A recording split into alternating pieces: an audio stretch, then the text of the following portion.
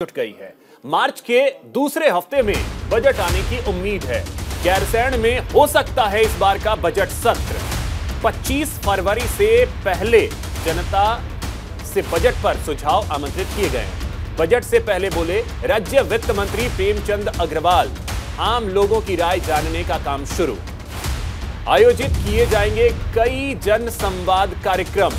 केंद्रीय बजट के बाद अब उत्तराखंड सरकार अपने बजट की तैयारियों में जुट गई है। सरकार ने 25 फरवरी से पहले जनता से बजट को लेकर सुझाव मांगे। राज्य के वित्त मंत्री प्रेमचंद अग्रवाल का कहना है कि सरकार इस बार का बजट गैरसैंण में आयोजित कर सकती है।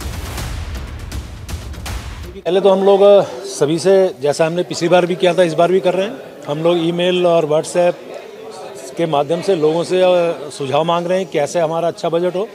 वो हमने शुरू कर दिया है और उसके बाद फिर जैसा पिछली बार भी किया था, पहली बार, इस बार भी हम करेंगे। अपना संवाद जनता के जो स्टेक होल्डर्स हैं, जनप्रतिनिधि लोग हैं, उनसे बैठेंगे कैसा और अच्छा बजट हम दे सकते हैं। ये हम चर्चा करने के उपरांत फिर बजट सत्र जब आएगा उसमें कोशिश करेंगे कि जिस प्रकार से हमें केंद्रांश बढ़ रहा है, जिस प्रकार से हमारी केंद्र की योजनाएं हमें मिल रही हैं, उसको दृष्टिगत हम इस बजट में भी अपना अच्छा बजट जनता को देने का काम करें। बिल्कुल हम कोशिश कर रहे हैं, क्योंकि आप देखते हैं कि हमने पहले भी कहा था कि ये सत्र जो है और थोड़ा बड़ा भी हो और गैरसैंण में हो, उस पर हम लोग विचार करेंगे। आने वाली कैबिनेट में उस पर चर्चा होगी। ठीक, पहले तो। और इसी बीच एक और बड़ी खबर आपको बता दें। जोशीमठ के बाद कर्णप्रयाग में खतरे की आहट। कर्णप्रयाग के 38 घरों में दरारें आई हैं। ये बड़ी खबर आपको बता रहे हैं और इन दरारों की वजह से दहशत का माहौल है। प्रशासन ने एहतियातन घरों को खाली करवा लिया है। तो ये बड़ी खबर आपको बता दें, ये तस्वीरें कर्णप्रयाग की हैं। कुछ ऐसी ही तस्वीरें पहले हमने जोशीमठ से आपको दिखाई थी, फिर जम्मू के डोडा में भी यही हालात हमने देखे थे और अब कर्णप्रयाग से ये तस्वीरें सामने आ रही हैं, जहां पे आप घरों की स्थिति देख सकते हैं। 38 घरों में दरारें आई हैं, उसकी तस्वीरें हम आपको दिखा रहे हैं। कर्णप्रयाग से ये तस्वीरें हम आपको दिखा रहे हैं, जहां पे प्रशासन अब पूरी तरीके से मुस्तैद नजर आ रहा है। ये बड़ी खबर आपको बता रहे हैं। तो जोशीमठ के बाद कर्णप्रयाग में इसी तरीके के हालात हैं। इन तस्वीरों को देख करके आप अंदाजा लगा सकते हैं। करीब 38 मकानों में दरारें आई हैं। पहले जोशीमठ के बाद हमने तस्वीरें आपको दिखाई थी डोडा की, जो कि जम्मू में है।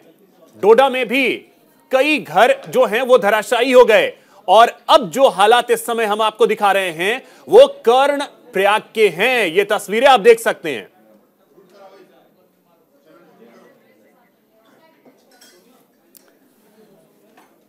तो पहले जोशीमठ के बाद कर्णप्रयाग। यहां पे आप स्थिति देखें कि किस तरीके के हालात हैं।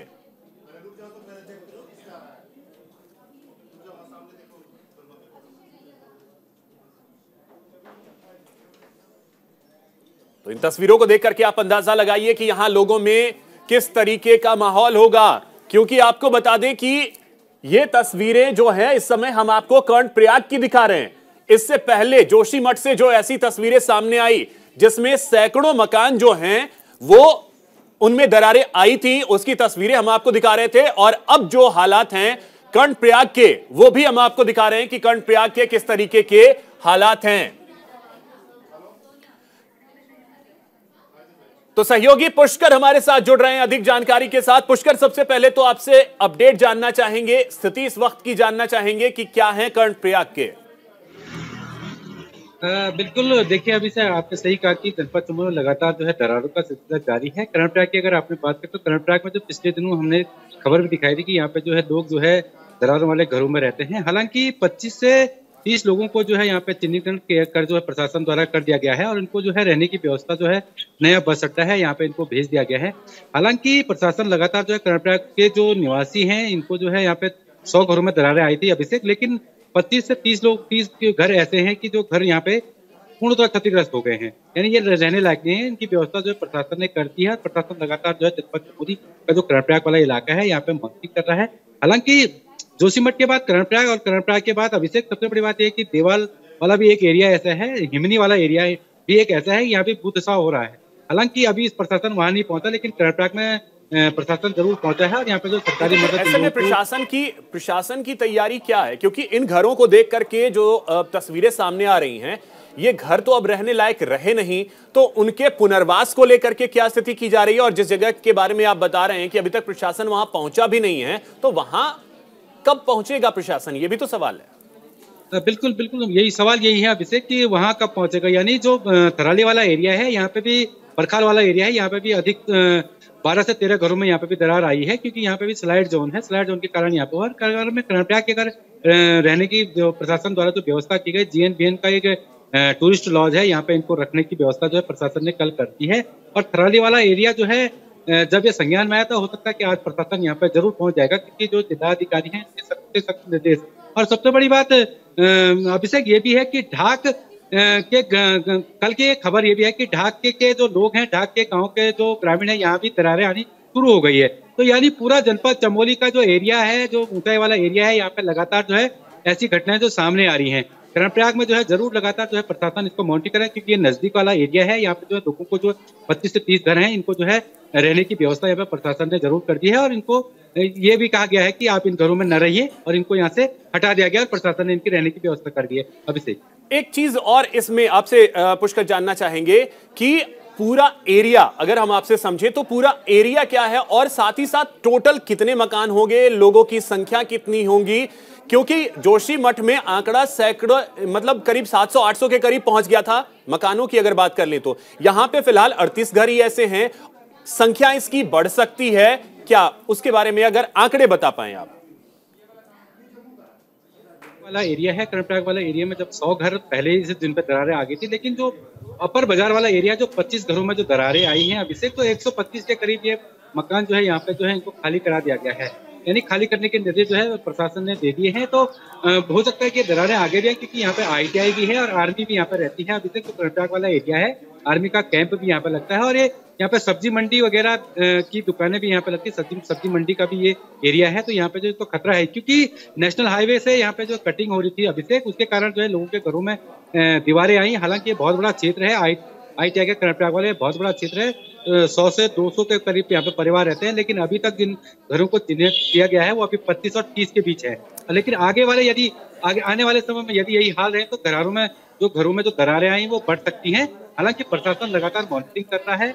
यहाँ तक कि मैं आपको बता दूं कि जो टीमें जो है जोशीमठ गई थी, वो जोशीमठ से कर्नाटक का यहाँ पे दौरा भी करेगी, और जो थराली वाला एरिया है उस पर भी दौरा करेगी। ये सूत्रों के हवाले से हमको खबर मिल रही है अभिषेक। नहीं तो इसमें पुष्कर एक और चीज है, हमने ये देखा है कि पुनर्वास को लेकर के सबसे बड़ी समस्या रही है। जोशीमठ के कई ऐसे लोग रहे जो कि एक तो पहले घर छोड़ने को तैयार नहीं थे, फिर घर छोड़ा, स्थायी पुनर्वास की उनकी डिमांड रही है कि आप अगर दे रहे हैं, पुनर्वास की व्यवस्था कर रहे हैं, तो स्थायी पुनर्वास करें। तो यहां अगर चमोली प्रशासन की हम आपसे जानकारी चाहें तो चमोली में प्रशासन की क्या तैयारी, क्या स्थायी पुनर्वास दिया जा पा रहा है, या यहां पे भी अस्थायी तौर पे फिलहाल पुनर्वास की व्यवस्था है? बिल्कुल, देखिए अभिषेक, मैं आपको बता दूं कि सबसे मुख्यमंत्री पुष्कर सिंह धामी ने जोशीमठ को लेकर बहुत बड़ा फैसला लिया कि 1 अप्रैल तक इसका पुनर्वास कर दिया जाएगा।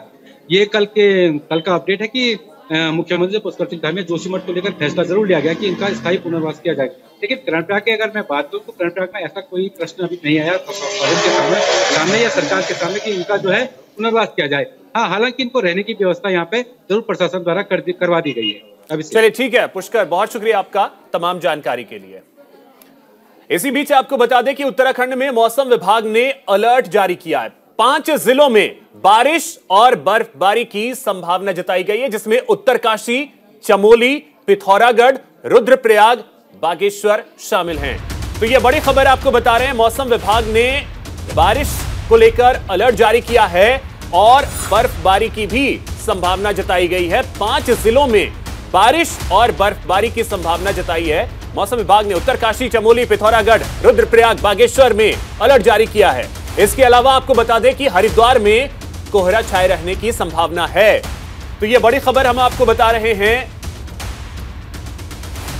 लगातार जो पहाड़ी इलाके हैं वहां पे बर्फबारी हुई है और एक बार फिर से मौसम विभाग ने अलर्ट जारी कर दिया है 5 जिलों के लिए। 5 जिलों में अलर्ट जारी किया गया है, जहां उत्तरकाशी, चमोली, पिथौरागढ़, रुद्रप्रयाग और बागेश्वर इसमें शामिल हैं। जहां पे भारी बर्फबारी हो सकती है, हल्की बारिश भी होगी। और आपको बता दें कि हरिद्वार की अगर बात कर ली जाए तो यहां पे कोहरा छाए रहने की संभावना है। अधिक जानकारी के साथ सहयोगी संजय पंडित हमारे साथ जुड़ रहे हैं। संजय, क्या जानकारी? 5 जिलों के लिए अलर्ट जारी किया गया है, कितने दिनों के लिए?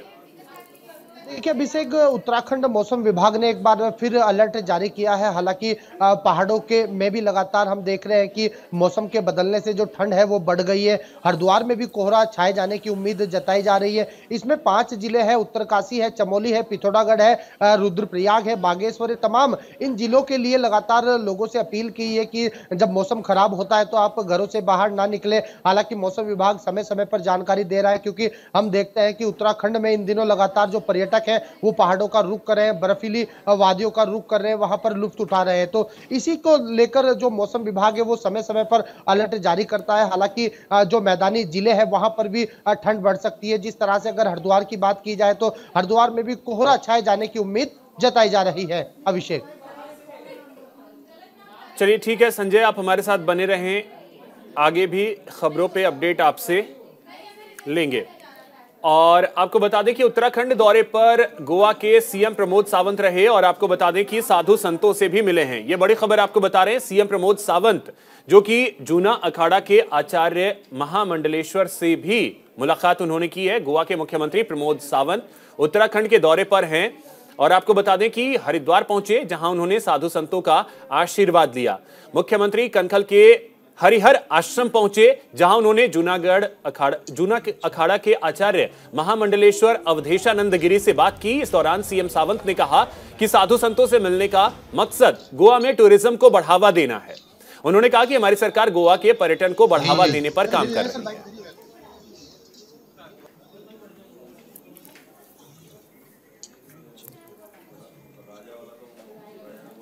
एक और बड़ी खबर आपको बता रहे हैं। स्वास्थ्य सेवा में सुधार को लेकर धरना दिया है। डॉक्टरों की नियुक्ति की मांग को लेकर आंदोलन किया जा रहा है। यह बड़ी खबर।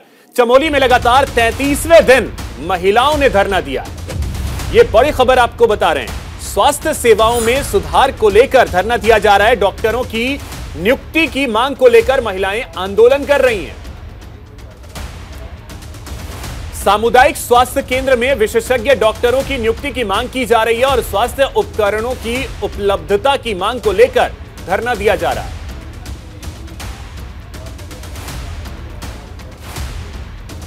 यह बड़ी खबर आपको बता रहे हैं। पिछले 33 दिनों से इन महिलाओं का यहां प्रदर्शन चल रहा है। ये तस्वीरें हम आपको दिखा रहे हैं।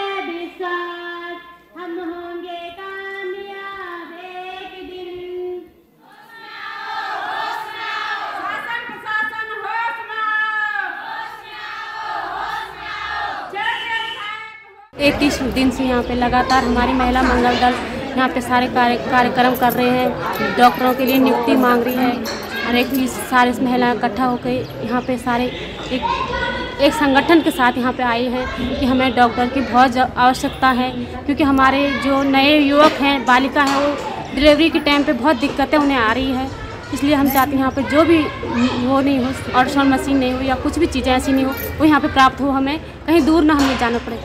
ढांगा महिला मंगल से जैसे कि हम लोगों की नियुक्ति ऐसी है कि हमें डॉक्टर और क्या फिजिशियन और साधन की ज़रूरत हमें अति आवश्यकता है। और जैसे कि हमारी महिलाएं, बहनें, छोटी बहनें डिलीवरी के समय पे कहीं दूर भेजा जा रहा है, किसी की नियुक्ति हो जा रही है, इसीलिए हमें ये मांगी पूरी करनी चाहिए। यहाँ पर 33वें दिन से आंदोलन चल रहा है। हमारे लिए डॉक्टरों और अल्ट्रासाउंड की यहाँ पर बहुत ज़रूरत है, क्योंकि हमें अल्ट्रासाउंड कराने के लिए बहुत दूर दूर जाना पड़ता है। यहाँ पर अल्ट्रासाउंड मशीन हमको चाहिए और डॉक्टर भी चाहिए, जिससे हमें महिलाओं को बहुत सारी परेशानियाँ झेलनी पड़ती है। किसी को तो भी अपनी जान भी गंवानी पड़ रही है। अब खबर टिहरी से है, जहां कांग्रेस ने सूबे की बीजेपी सरकार पर हमला बोला है। प्रतापनगर के विधायक विक्रम सिंह नेगी ने नई टिहरी स्थित कांग्रेस कार्यालय में बीजेपी पर कई आरोप लगाए। उन्होंने कहा कि बीजेपी सरकार और उसके नेताओं ने बजट को लेकर देश भर में ढिंढोरा पीटा है कि ये आम बजट जनता को ध्यान में रख के पेश किया गया, लेकिन असल में यह बजट आम जनता, खासकर उत्तराखंड वासियों के लिए निराशाजनक है। विक्रम सिंह नेगी ने कहा कि बजट में जोशीमठ में आपदा पीड़ितों के लिए कोई भी राहत नहीं दी गई है और ना ही केंद्र सरकार ने कोई अलग पैकेज रखा है, जो दुर्भाग्यपूर्ण है।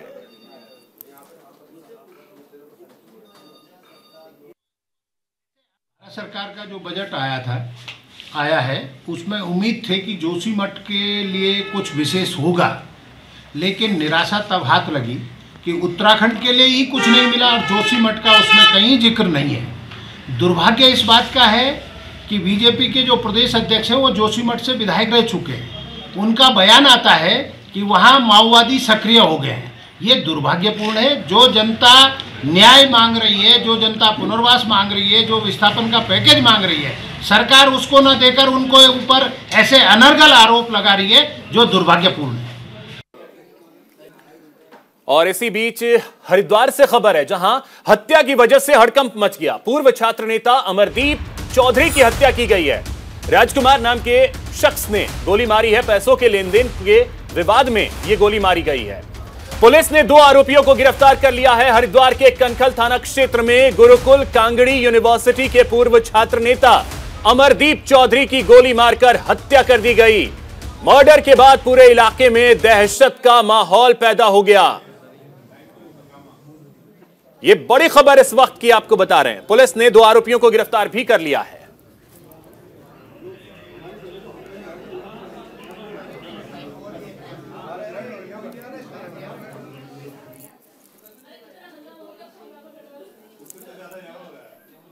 पैसों के ऊपर बात हुई। चौधरी साहब ने जाकर उनको, यार भाई खत्म कर ले पैसों का मामला। ये पकड़ 50,000 रुपये, 50,000 रुपये मेरे सामने दिए जी उन्होंने। ठीक जी। फिर उसके छोटे लड़के ने गोली चलाई कट्टे से। क्या नाम है छोटे लड़के का? मनदीप। अच्छा ठीक है। और गोली चली थी 10। अच्छा। उस चीज की गारंटी मैं लिख कर दूं और मैं गवाह हूँ। छोटे लड़के ने गोली मारी पहले चौधरी साहब के। चौधरी साहब को गोली लगती, चौधरी साहब कह लगी इनने क्या करा, पीछे कमर में गोली लगी। फिर मारी उन्होंने अड़ा के। मैं उसके जैसे कट्टे पे लगा, कट्टे पे लगती उसने फिर मारी मेरा गोली। ठीक है। ठीक, मैं वहीं तक भाग गया जी। फिर उन्होंने बाद में मारी चौधरी साहब से लगा के। फिर मैं बादल को फोन करा। बादल आया, बादल उतरा नहीं था बाइक से, इतने में बादल पे भी गोली चलाई। यहाँ को बादल के यहाँ का लगते इधर को निकल गई। खबर हरिद्वार से है, जहां बाइक चोरों के खिलाफ पुलिस को बड़ी कामयाबी हाथ लगी है। हरिद्वार पुलिस ने 3 बाइक चोरों को गिरफ्तार किया है, जो आए दिन चोरी की वारदात को अंजाम दे रहे थे। पुलिस के लिए ये सभी सिरदर्द बने हुए थे। पुलिस के हत्थे चढ़े इन चोरों से 10 बाइक भी बरामद की गई है, जो अलग अलग जगहों से चुराई गई थी। मामले की जानकारी देते हुए सदर के सीओ निहारिका सिमवाल ने कहा कि एसएसपी के निर्देश पर बाइक चोरी की घटनाओं को रोकने के लिए कई टीमें गठित की गई थी, जिसके बाद ज्वालापुर पुलिस को यह कामयाबी हाथ लगी।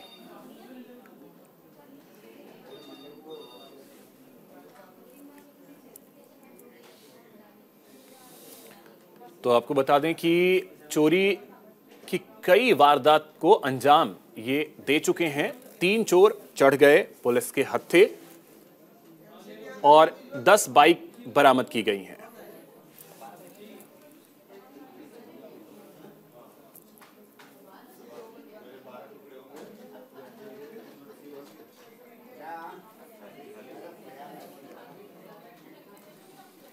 में खबर रुड़की से है, जहां जनता की समस्याओं के हल के लिए शिविर का आयोजन किया गया। झबरेड़ा से विधायक वीरेंद्र जाति की ओर से शेरपुर खिलमऊ में लगाए गए इस कैंप में लोगों की समस्याओं को सुना गया और उनका समाधान किया गया। कैंप के बारे में जानकारी देते हुए विधायक वीरेंद्र जाति ने बताया कि सुबह 6 बजे से क्षेत्र के लोगों की समस्याएं सुनी जाती हैं, चाहे वो समस्या राशन कार्ड से संबंधित हो या फिर वृद्धा पेंशन से या फिर कोई दूसरी समस्या हो।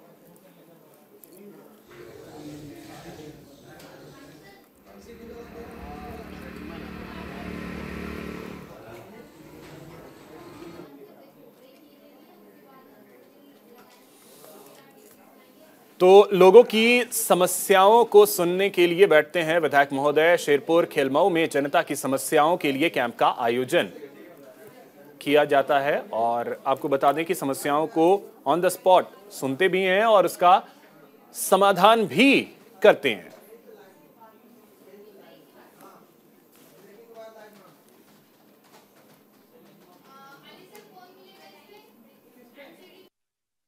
हमारा कैंप कार्यालय प्रतिदिन सुबह 6 बजे से लेकर के स्टार्ट हो जाता है और जितने भी एक क्षेत्र की समस्याएं, भले ही वो राशन कार्ड को लेकर के हो, भले ही वो पेंशन को लेकर के हो, भले ही वो अन्य प्रकार की जितनी भी समस्याएं हैं, सब चीज़ों का यहाँ पर हम लोग अपने अपने स्तर से विभिन्न भिन्न तरीके से उनका समाधान करने का प्रयास करते हैं। तो फिलहाल इस बुलेटिन में इतना ही। नमस्कार।